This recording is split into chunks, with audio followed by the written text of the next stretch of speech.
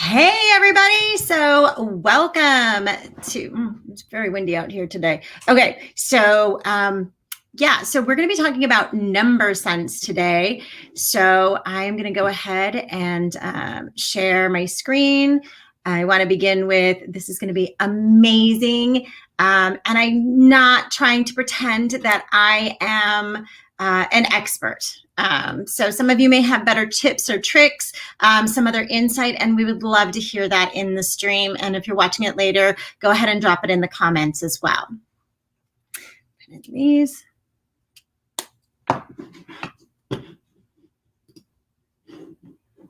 All right. Let's go ahead and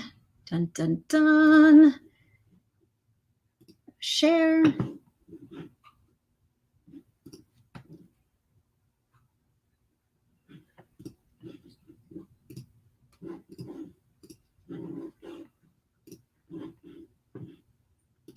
All right, here we go. Sorry about that. I don't have a co-host. All right, so we're going to go ahead and share. That looks crazy. Hopefully that's looking a little bit better there.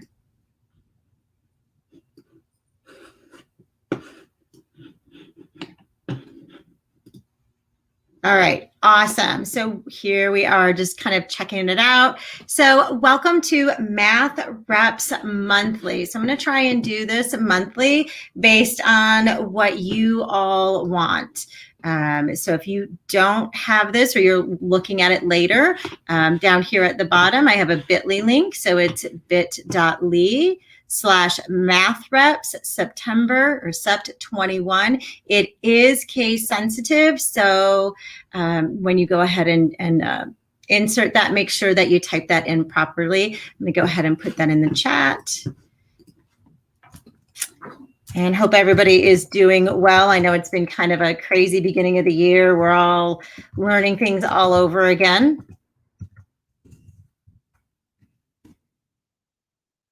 Okay, so hopefully that I put it in the right one.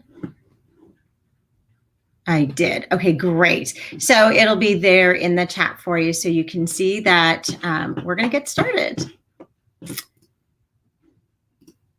All right, so these are the standards that I was going to look at. I kind of left off the high school standard.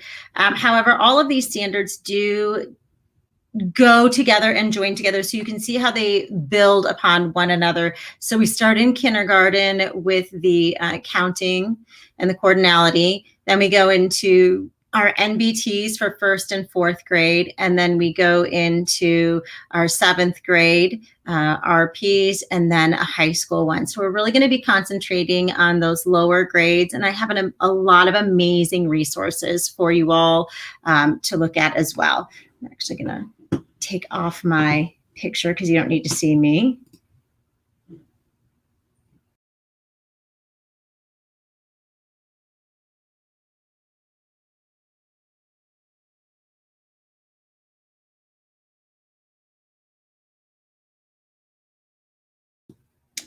I got a weird message, so I'm not going to mess with it too much right now. So you get me back on the screen. Oh, yay. So let's see. Let's go ahead and get started on this one. So this comes directly from the framework, from the California math framework based on the Common Core standards. So looking at this is pretty advanced, and this is a kindergarten standard. So you can see that it builds upon one another. And I love this image a lot because there's so much that you can do with it, not just in kindergarten, but in other grades as well. So you can see that we have, 6 equals 5 plus 1. So you're looking at this and it has that 10 frame going on. So we're building on that number sense. So we're looking at that rectangular array. We can see how it goes about. I'm going to go ahead and give you a moment just to kind of read that standard to yourself, and then I'll show you how MathReps can apply to this standard.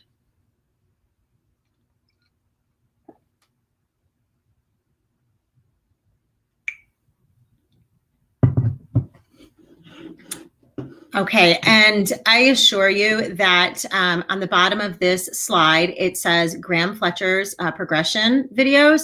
Highly recommend that you check out his progression videos.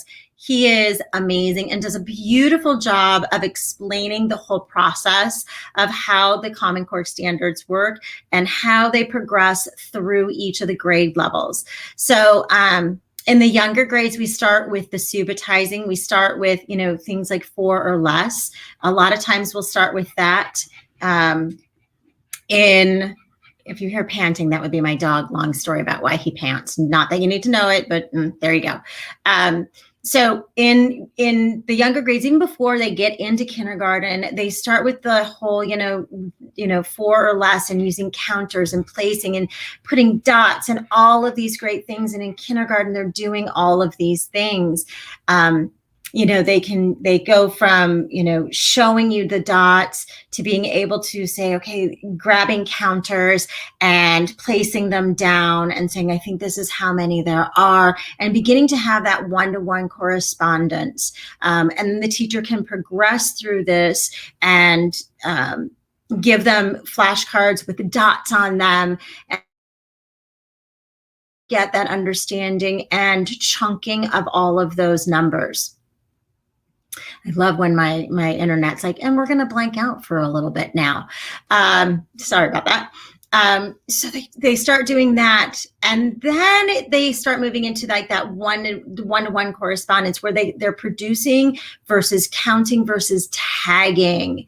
And there's a whole thing that goes along there. Then it progresses onto the cardinality of it all. So like they'll count 1, 2, 3, 4, 5, 6, and they understand that because they've gone through it and the last number that they said was 6, that means that there are 6 there. And I love that. And then there's the hierarchical, I hope I'm saying that right, inclusion. So that just means that the numbers are nested. That means that, if I have 5 and then I have 2 more, I don't have to count 1, 2, 3, 4, 5, that it's already understood.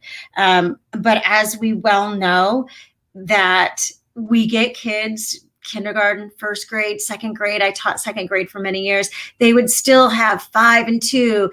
And they would literally count. And I love when they did this, they would count on their noses, 1, 2, 3, 4, 5, 6, 7. They had to do all of that. They didn't have that kindergarten understanding that, that hierarchical conclusion that, we already said 5, so that the 5 is already understood.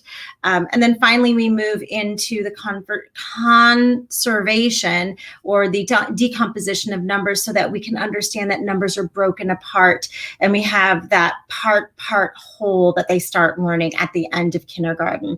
And of course, our students are on a continuum, so we want to help them along the way. We want to, the ones who are still having trouble and they're still counting 1, 2, 3, 4, 5, and they don't quite have that yet. And we want those who have like 5, and 2 more, 6, 7, so that they understand that. We want to bring them up from where they are. So using a math rep, you can get, and then looking at a first grade, looking at this first grade standard, which goes right along with this, they're given 2-digit numbers and they have to find 10 more or 10 less. That is really difficult for kids. That's difficult, going on for a while. I love when they get to 100, they'll finally get it down in 10, 20, 30, 40, 50, 60, 70, 80, 90, 100, and they're not sure to go where to go from there. So we want to give them that understanding that 10 more, yes, if you're starting at 43 is 53, but we want them to understand that that's because it's 10 more in the tens place. So one more set of 10 is going to give them 50. One less set of 10 is going to give them 33. So these are all things that we want them to do. So these blah, blah, blah. Hi. So this can be done either, oops, that is not where I wanted to go with that. That'll be coming in just a minute. So this can be either done, with digital manipulatives, or my absolute favorite is just having them use those physical concrete. There's a dog behind me too, with the ears, so you can see her. She likes to wedge herself there. Yes, this is real. So, or you can use like connecting cubes, the base 10 blocks. Jeremiah likes using those Cuisenaire rods to find a unit. The hundreds chart is this amazing thing that students can use to look at and manipulate and really look for all of those patterns. And at the end of this, I'm going to give you some resources. When I say some, I have a ton of resources to give you. One of my favorite resources for learning the hundreds chart and finding patterns and manipulating the hundreds chart is Marcy Cook. She is amazing. Oh yes, Goldie made a cameo. Thank you.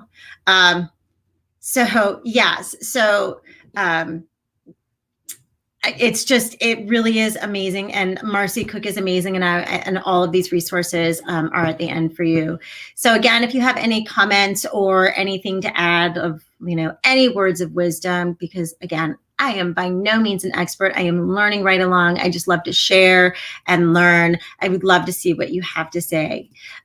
So looking at this, this is a great example, and this can be modified. I love this one too. It can be modified. It's just a simple math rep.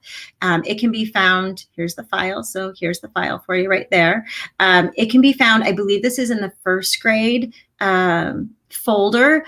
Most of these, so long as you're not charging for it either, but these are free. Share them, manipulate them, go ahead and figure out like how it'll work for you. So in this example, I would just write the number 48 and I would give it to the students, and I would then have them, and in the what's the word I'm looking for? In the Jamboard or in the slides, you can have them drag it over. If you're using the physical paper, and I am a huge, huge fan of having students do the physical paper, you can either have them physically move those 10 rods over and trace it. You can, if you don't have them, not a big deal. You can have them draw the 10 rods to show the 4 10s and the 8 1s. You have 48. No, kids are not going to know how to spell that. I still had trouble with the number 40 until I was in my 40s. So fortunately for us, we do have along the side on the actual paper in the slides, it has a number chart for you. So it has that word bank for the kids so that they can look at it. Another thing that they can do is, keeps doing that, is looking at the number 48. What comes before 48? Now this is counting by ones. Looking at that first grade standard, why not have them, what is 10 less? 10 less. And you might want to change these arrows to go in the opposite direction. We're starting at 48. What's going to be 10 less? And now that I'm looking at that and saying that, I might go in and change those so that the arrows are going the opposite way, right? So it's going down instead of up, and starting with that daily number. And then having them go up, by 10 and seeing where that ends. Again, if you're just joining us, you can go ahead and feel free to look at the math rep right here. It's bit.ly/mathrep sept21. It is case sensitive. So now just moving along and looking at this 4th grade standard, I'm just going to be quiet for a minute while you read that loveliness.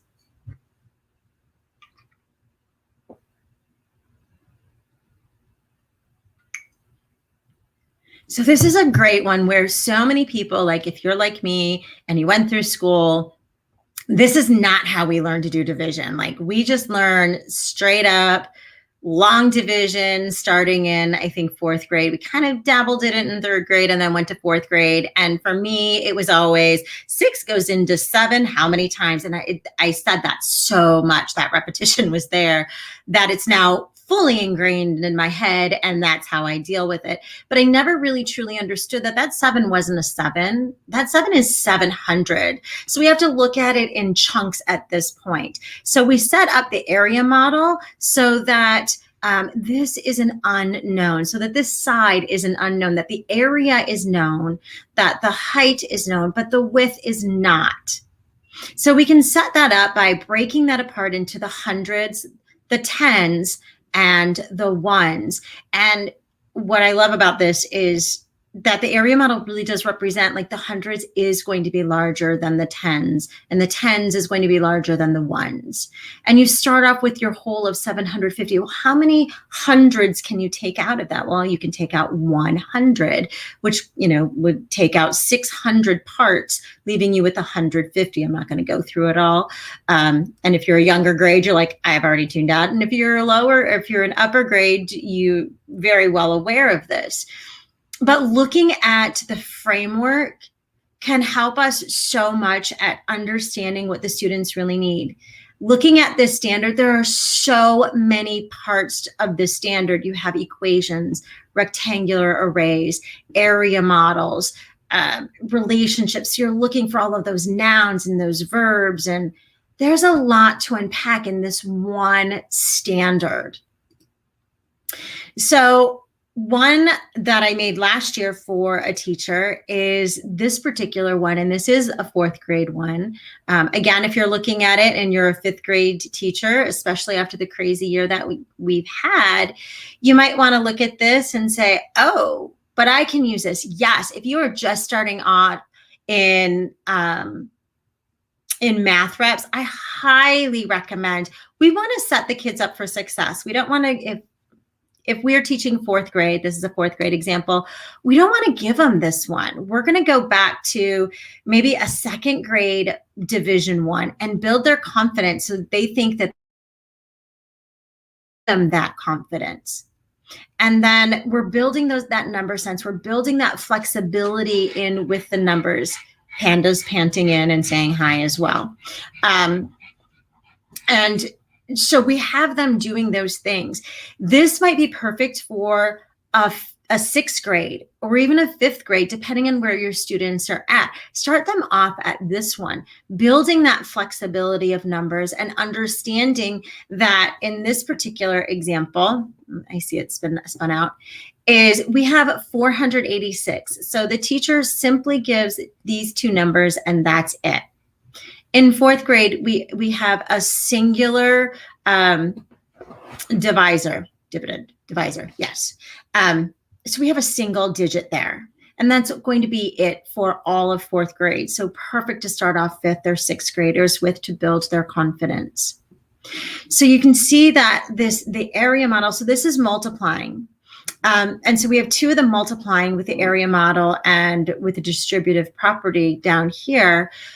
That's so that they can kind of start seeing some of those overlying how they're connected.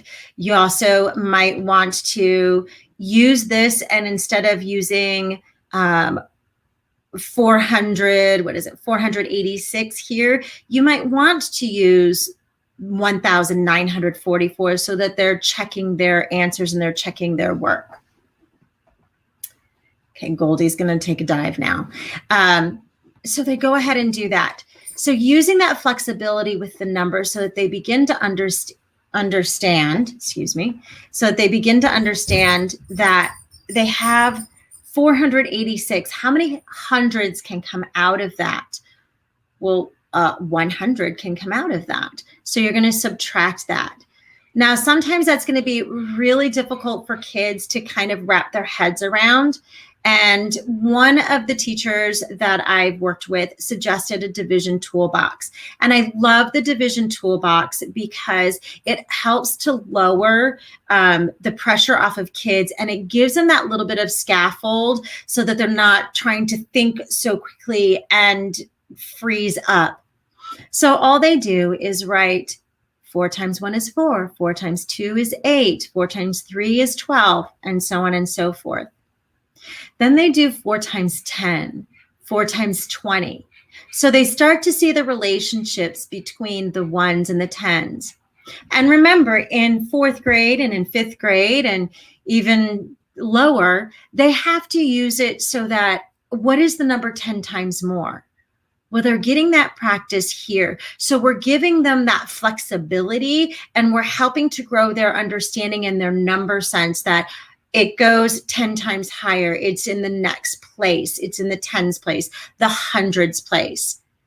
We like to tell them, oh, there's a 0 here. For 4 times 1 is 4. Well, there's a 0, so put 1 0.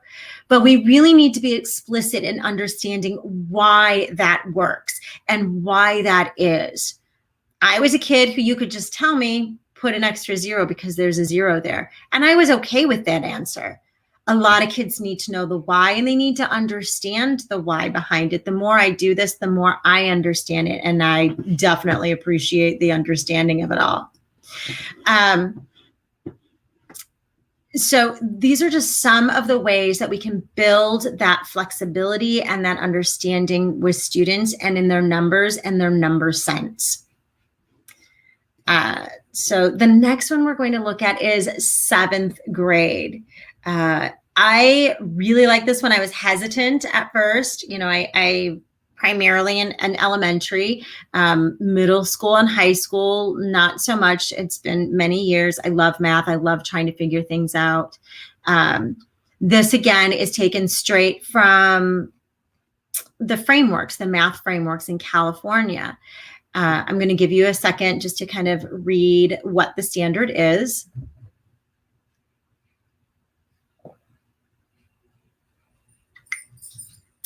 And the beauty behind this is extended from the 6th grade into 7th grade.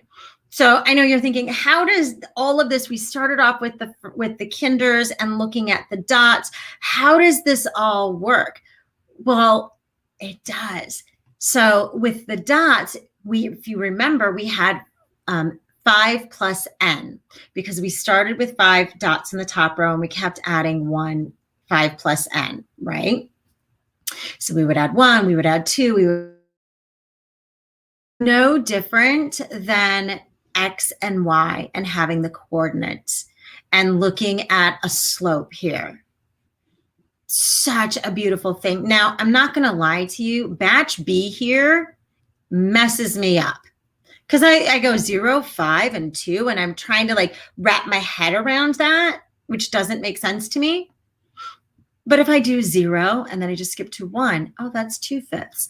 2, oh, that's 2 and 2/5.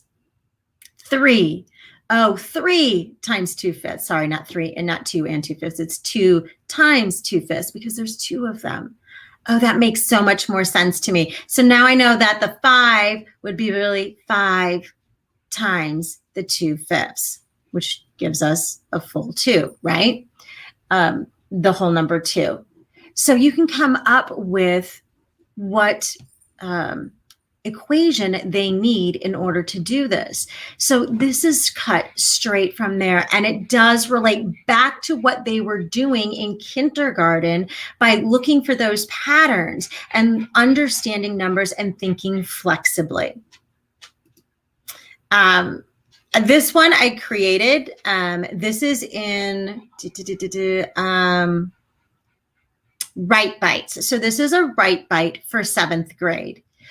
What you would do is give the students, you could do it one of 2 ways. So the way I originally envisioned it was that the students would be given, sorry, can't think of the name of it, grid, sorry. They would be given this graph, right? And then they would have to create the table to match this so that they would be looking at it. So if we go back here, they could say, oh, so 1, okay, it meets at about here. You can have them do that. You can give them some of these predictors as well. Or you could give them the input and the output and then have them graph it if you needed them to. You can always turn the graph on the side. It doesn't really matter. So have them notice what they notice. Have them notice what they wonder. While we do that in the younger grades, we don't always remember to do that in the upper grades. By allowing students to talk about what they notice and what they wonder, we're allowing them and inviting them to explore patterns, explore what they see, question.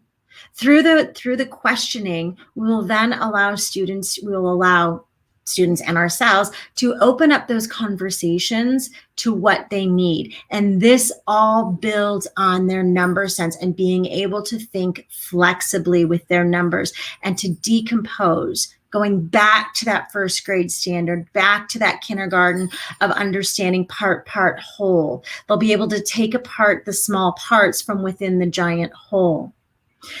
Then once they figure out, the input model, or the input and the output, excuse me, they can write the equation for the nth place. Looking back at this, or x. So, if they have x times 2/5. And then finally, you would have them talking and describing the proportional relationship. Several ways you can do this. One of my favorite new tools is to use MOTE. So have the students have them verbalize on MOTE and just what is their thought process behind it. Because the standard does not say, looking back at the standard, it doesn't say that they need to write it, but they need to be able to use the verbal descriptions of that. We want them to do that. There's a lot packed into this standard too. So while it's one standard, there's a lot of things going on here. There's using the tables and the graphs, equations, diagrams, verbal descriptions, 5 different things within this one standard. We want them to be able to do that. Can you do this every day for everything? No. But you can do the very best that you can with what you have. So you're going to take the time to have your students develop this and wrap their brains around this so that they understand. This was a rather quick one. These are all of my resources that I highly recommend, and I'm sure there are far more resources out there. These number talks were taken straight from Sherry Parrish's work, and they're in various different places, and these are the ones that I was able to find. I love these because they're broken down into sets that are easy for you to understand and manage as a teacher. You don't have to think of numbers. They give you they build upon themselves so that the students can start to discover what the patterns are and make those connections on their own. A lot of times we want to give it to them and tell them, but we really need to let them play with those numbers and discover what's going on. One of my favorite ones is which one doesn't belong. It doesn't matter which one they choose. They're right as long as they can express themselves. So this is a great one. It helps to build flexibility within their thinking and look at things in a different light. And by doing this as a whole group, they can hear other people's ideas and then begin to broaden their understanding. Number talk images, if you're just going to use images, I've used images in 5th grade. They're beautiful at any grade level. This is a great website for it. Robert Kaplinski has a lot of really great resources on his website, Open Middle. If you're not familiar with it, go check it out. It's amazing. Graham Fletcher, I've already talked about his progression videos, which are beautiful. He's got some 3-act math task and some other resources for younger students on there. There's so much to choose from. U-Cubed. There's a ton of resources on there. That's work from Joe Bowler, brilliant math professor, has done a lot of research into the flexibility of numbers and how students learn and what we need to do as educators so that our students are successful. Dan Meyer has great work. I think he's middle school, high school. I used some of his work in the 5th grade level as well. Estimation 180. Great ability to flexibly think about numbers and looking at it and varying your understandings. 3-act math task by Andrew Stadell. Amazing work. This one was recently introduced to me, Kristen Acosta. Holy cow, she is amazing. She does clothesline activities, so literally putting numbers and number lines on a clothesline and having kids manipulate those and really work through some of those problems that they may or may not have. And then we have Steve Wyborny. check him out too. Love him. All of these I love.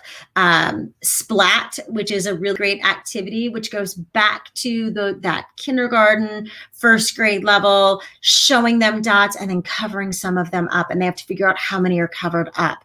So they're really they're again going with that flexibility of numbers of if I know that there were 10 and now I can only see 3, well, how many are underneath this blob? He also has a lot of other really great activities on there that I highly recommend. Marcy Cook, 20-year-old stuff. I just rediscovered it. Amazing, where kids are again manipulating those numbers and looking at them in different ways. And she's got a hundreds chart one. She has one with skill boards where the students are looking at visuals and one more, one less. But they're not just looking at numbers, they're looking at eggs in a carton or bundles or how many legs are on an animal. So they have to count and figure it out. Another great one is Fawn Gwen. I hope I said her name right. If I did not, I apologize. She is amazing. I believe she's high school. She is amazing. All of my upper grade teachers love her. Ed Campos, he does learning in the round. So he does Math 180, or 360, sorry. So it's all the way around. Check out Ed Campos. He does bootstrap math that combines CS, computer sciences, with math in itself. He is an amazing educator. Love him.